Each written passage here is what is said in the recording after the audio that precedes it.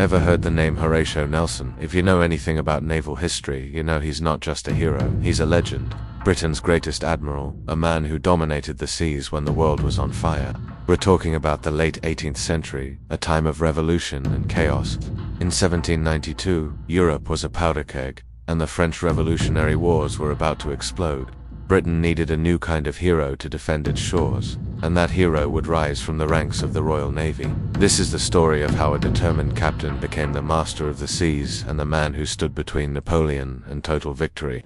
In 1792, as Britain braced for war with revolutionary France, Horatio Nelson was a captain in the Royal Navy. He wasn't a nobody, though. He'd already built a reputation for being exceptionally disciplined, fiercely brave, and refreshingly creative in his tactics. While other officers might stick to the rulebook, Nelson was always thinking outside the box. He demanded excellence from his crew, but led with a charisma that inspired deep loyalty. His superiors saw his potential, but no one could have predicted the meteoric rise that was about to begin. The stage was set, the enemy was mobilizing, and Nelson was ready to prove himself on the grandest stage of all, the open sea. Nelson's first major test in the new war came in the Mediterranean. He joined the fleet under Admiral Hood, tasked with disrupting French operations and supporting their enemies. His first big campaign was in Corsica, where he played a key role in helping local forces fight against the French. It was here, during the Siege of Calvi in 1794, that his career almost came to a premature end. A French cannonball struck the ground near him, and the debris and shot hit him in the face, permanently costing him the sight in his right eye. But did this stop him? Not a chance. If anything, it fueled his determination. Nelson got back to his duties with even more resolve, a one-eyed symbol of British defiance, ready for the next fight. That next fight came in 1797, at the Battle of Cape St. Vincent. By now, Spain had allied with France, making the threat to Britain even greater. During the battle, the British fleet was outnumbered, but Nelson, still just a captain, saw a chance. The Spanish fleet was in disarray, and he did something unthinkable.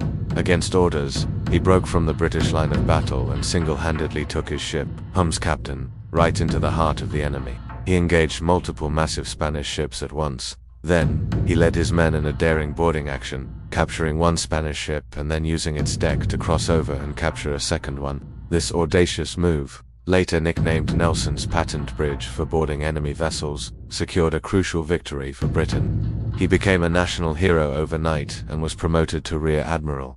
His name was now on everyone's lips. A year later, in 1798, Napoleon Bonaparte launched a secret, audacious plan. He was heading to Egypt, aiming to disrupt British trade routes to India and establish a French presence in the Middle East. The problem: nobody knew where his massive fleet was going. The critical task of hunting down and destroying this French armada fell to Nelson. What followed was a tense, frustrating chase across the vast Mediterranean. For weeks, Nelson scoured the sea, following rumors and instincts, always just one step behind. The fate of British influence in the East and Napoleon's grand ambitions hung in the balance. It was a high-stakes game of cat and mouse, and Nelson was determined to be the cat. After a long and anxious search, Nelson finally cornered his prey. On August 1, 1798, he discovered the French fleet anchored in a supposedly secure position at Abu Qir Bay, near the mouth of the Nile River. The French Admiral Brueys believed he was safe, anchored in a strong defensive line with shallow waters protecting one side, but he hadn't counted on Nelson's genius. Instead of waiting for morning, Nelson ordered an immediate, daring nighttime attack. He sent part of his fleet into the narrow gap between the French ships, and the chore maneuver the French thought was impossible. His ships attacked the French line from both sides, creating chaos and confusion in the dark. The result was devastating. The French fleet was annihilated. Napoleon's flagship L'Orient exploded in a spectacular fireball. The victory was total. Napoleon was trapped in Egypt, his grand strategy in ruins, and Nelson was celebrated as the savior of Europe. Following his triumph at the Nile, Nelson returned home a hero, but the wars weren't over. In 1801, a new threat emerged. Several northern European countries formed the League of Armed Neutrality, which threatened Britain's naval blockade against France. Britain decided on a preemptive strike against the Danish fleet at Copenhagen. Nelson, now second in command, was tasked with leading the main attack. The battle was brutal, fought in a narrow channel under heavy fire from Danish forts.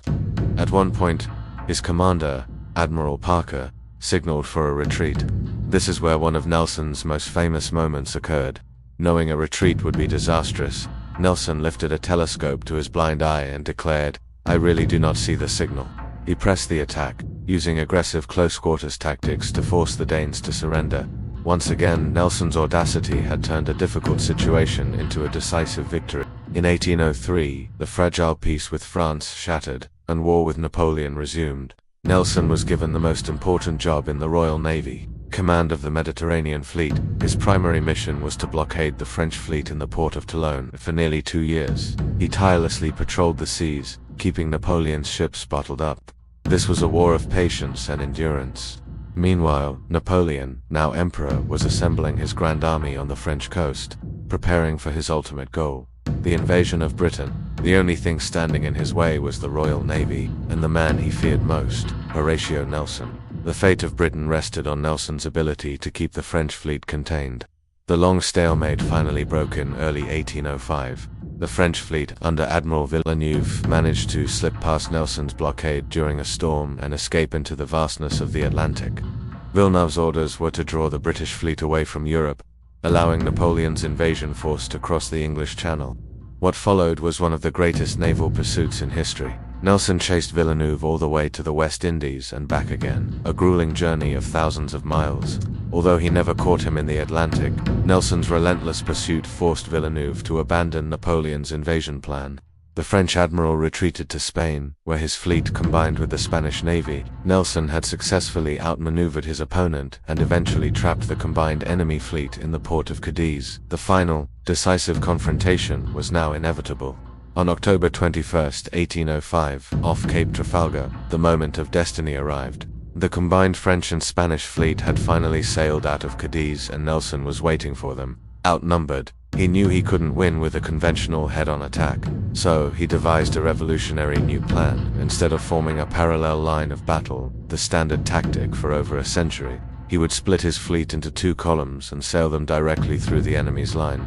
It was an incredibly risky maneuver, exposing his lead ships to concentrated fire.